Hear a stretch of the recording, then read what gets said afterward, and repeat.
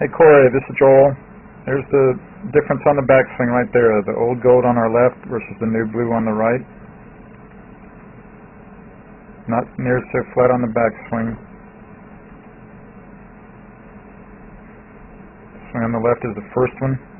See how your hands are in a much different spot here as you start your downswing. And the one on the right is more normally where you are, where the shaft is flattened out earlier.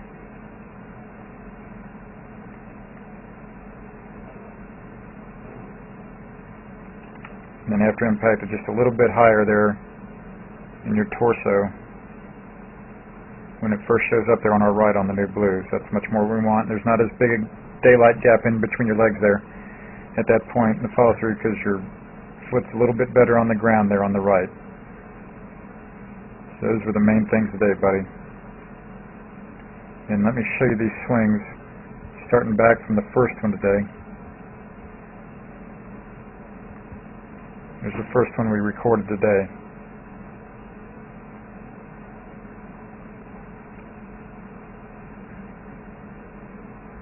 That's a little bit above the plane there for you. That's part of the reason you weren't hitting it in the sweet spot as well. But then on that backswing especially, it had gotten a little too flat, and so your hands were just in a really funny spot all throughout the swing, and like you were disoriented with it. And from this face-on angle, Corey, again, you're just swinging a little too easy at it compared to where you normally are. As a result, again, by kind of waving at it, swinging like a girl a little bit too much there, buddy, those legs are kind of soft through impact compared to what they normally look like. And then with the driver, still I'm going to say it's a little too much inside on the backswing.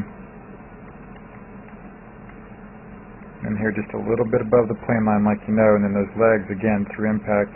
They're not as terrible as they've been at times, but they're right through there. That look is not as good as it is when you're swinging your best, Corey.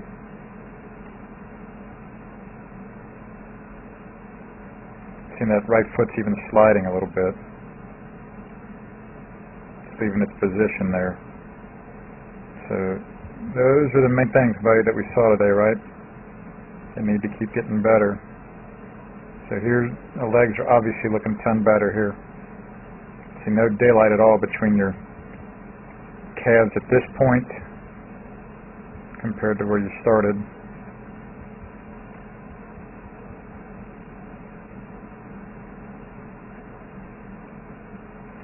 So it looks a lot better on the left. So remember, you just hit a ton of balls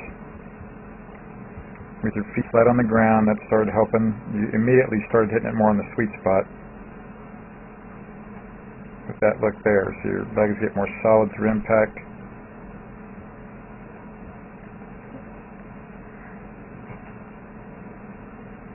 And you're still kind of waving at it, but then in a few minutes later you started swinging at it. There you go. After that one a little more aggressively, which is good. Your normal pace. There you go, buddy. That's looking a bunch better. There you go. So these are just going chronologically now through the lesson today.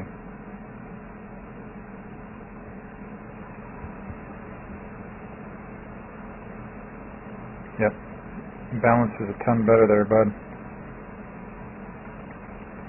Still a little bit above the plane line. But you see how that's getting better. And again, there's no daylight there at all between your calves at that point in your follow through, unlike where it started today.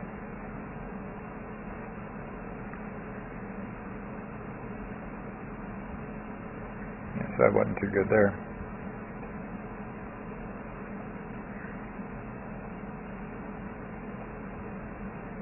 And then, yep, so that's looking better there, bud. Right there. So much more on the plane line there at that point in the follow through, or their backswing.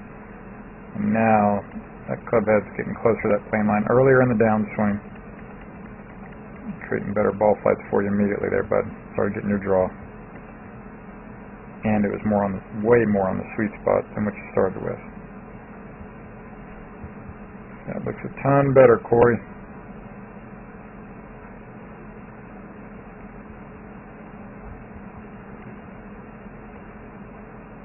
Yep, much better there. That's you feeling like you're doing the loop. There you go. There you go, buddy. That's you feeling like Jim Furyk. You feel like you're taking it way outside. Not way outside, but more outside. And then here you feel like you're really dropping down underneath the plane line. And that's when the ball flights started getting better and better. As you're hitting balls today, buddy. Here's a new blue. Scotia above it on that one. There, you're swinging at it. You're not loafing at it.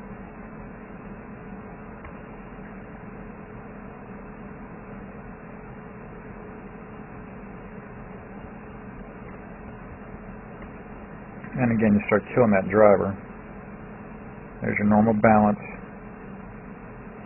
No problem.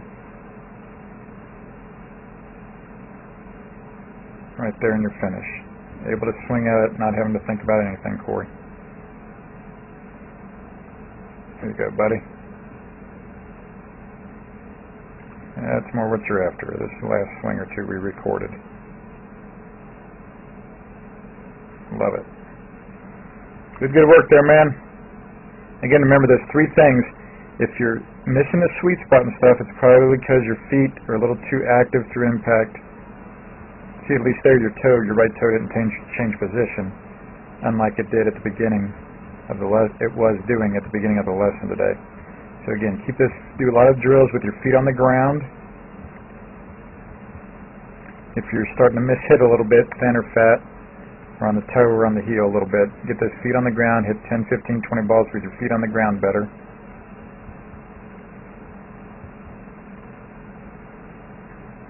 With that drill right there. And then if it's not your normal strong draw, if it's starting a little too straight or a little too far right or something, or weak right, I'm sorry, then that means you're above the plane line a little bit. And then again, if your hands are feeling a little funny, if you just can't release it like your normal free release, Corey, then go ahead and check your backswing path. You're probably a little bit underneath it. Those three things. Keep your feet on the ground better, to keep more solid contact. Go ahead and make sure you're on the downswing plane line properly.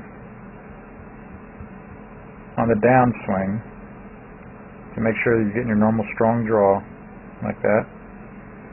And then,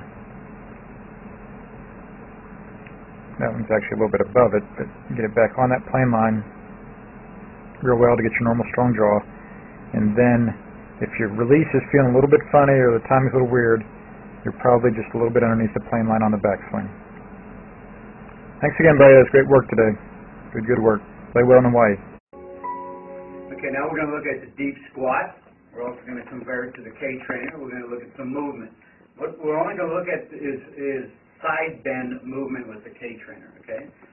Okay, put your arms over your head. Let's have you do a squat and let's see what it looks like. Good. Come back up. Do another one. A couple of dysfunctional moves. As you can see, the K-vest turned red a couple times. Well, what I normally see, I normally see an athlete go down a little bit. This is what I normally see with some of my athletes. That's about it, as far as we go. We'll see the knees coming together. We'll bend them together. And as you can see, it totally turns red on the K-trainer there. Some of the corrective exercises that we certainly would do, don't just have a gentleman hold a weight, 10-pound weight straight out here. What this weight does, starts to engage the whole core.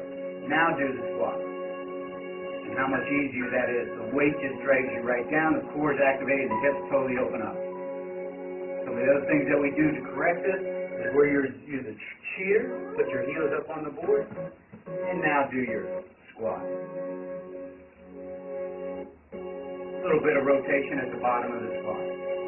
Much better than it originally was. This is Joel Suggs. I sure enjoyed meeting you down at the Cincinnati Golf Show this weekend and showing you your swing on the 2D equipment that I have. And so I want to take about 2 or 3 minutes to just show you around Meadowlink. This is the studio I use in the winter for all my students. You see there's the down-the-line camera angle for our 2D equipment. And then we have the face-on camera angle also. And then what we also have here is 3D equipment to where I can show you your swing from 6 different camera angles with this 3D equipment.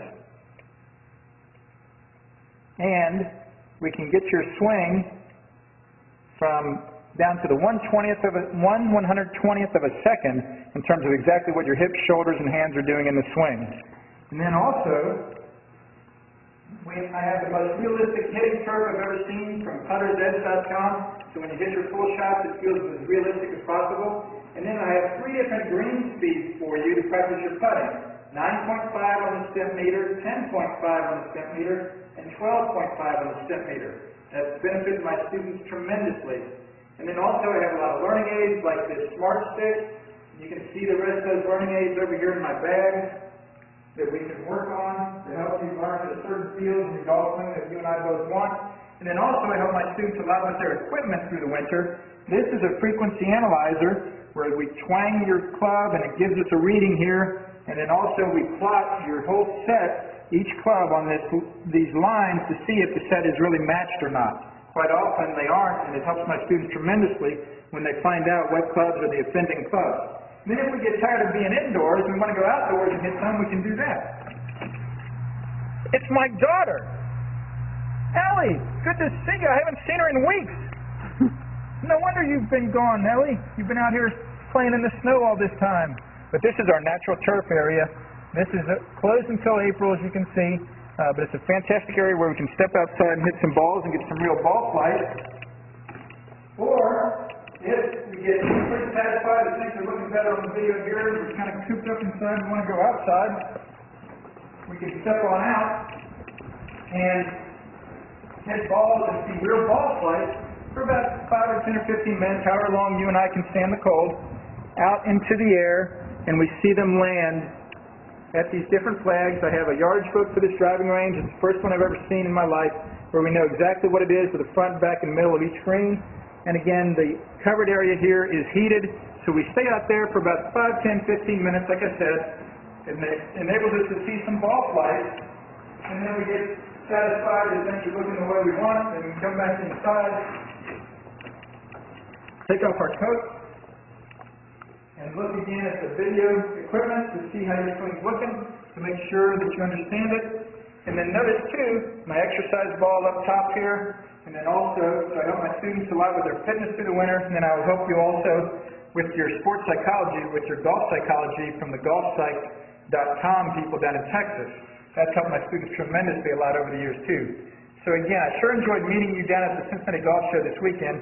I look forward to seeing you again out here this summer at Meadowlinks, or even right now in the winter. I have a lot of people that work on their games with me right through the winter. Check out more information about the things I do to help you at joelsuggs.com. Take care.